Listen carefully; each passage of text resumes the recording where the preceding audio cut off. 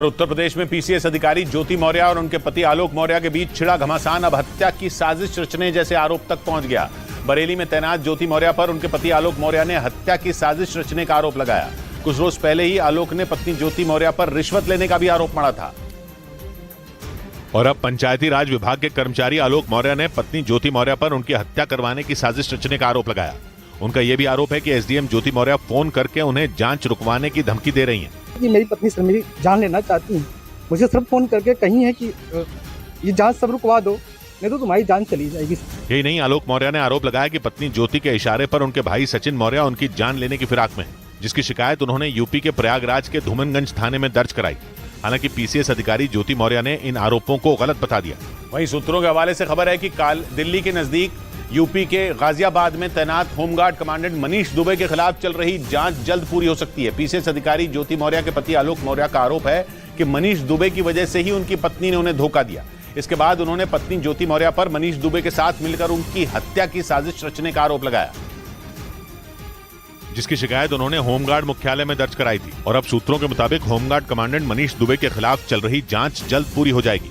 और आलोक मौर्य के मनीष दुबे पर लगाए गए आरोपों की जांच होमगार्ड के डीआईजी संतोष कुमार कर रहे हैं, जिन्हें जांच जल्द पूरा करने के आदेश दिए गए हैं।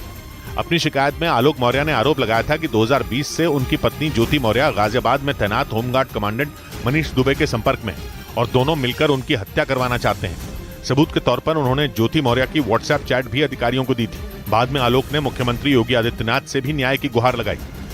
और इसी बीच एक शादी का कार्ड सामने आया जिसे ज्योति मौर्य और आलोक मौर्य की शादी का बताया गया। इसी कार्ड के आधार पर पीसीएस अधिकारी ज्योति मौर्य ने एक बार फिर अपने पति आलोक पर झूठ बोलकर शादी करने और उन्हें धोखा देने का आरोप लगाया।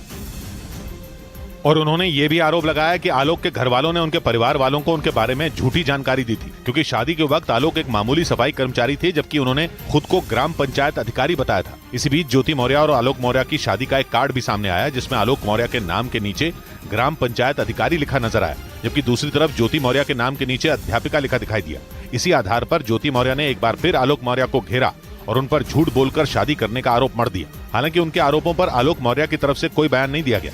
और पीसीएस अधिकारी ज्योति मौर्य और उनके पति आलोक मौर्य के बीच चल रहे झगड़े पर गाना बनाने वाले बिहार के गायक ऋतिक पांडे ने बताया कि उन्हें जान से मारने की धमकी दी गई। ऋतिक पांडे के मुताबिक पिछले कई दिनों से उनके पास लगातार धमकी भरे फोन आ रहे हैं, क्योंकि जिस दिन से पीसीएस अधिकारी ज्योति मौर्य और आलोक मौर्य का विवाद सुर्खियों में आया, तभी से उनका गाना वायरल हो गया।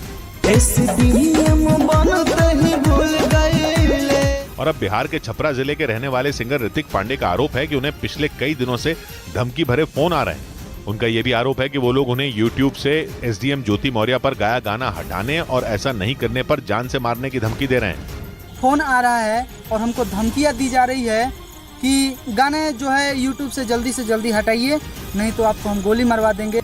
ऋतिक पांडे के मुताबिक करीब 3 साल पहले उनकी मुलाकात आलोक मौर्य से हुई थी। उस दौरान आलोक ने उन्हें रोते हुए अपनी पूरी कहानी बताई थी। इसके बाद उन्होंने ज्योति मौर्य पर न सिर्फ गाना लिखा, बल्कि उस गाने को अपनी आवाज भी दी।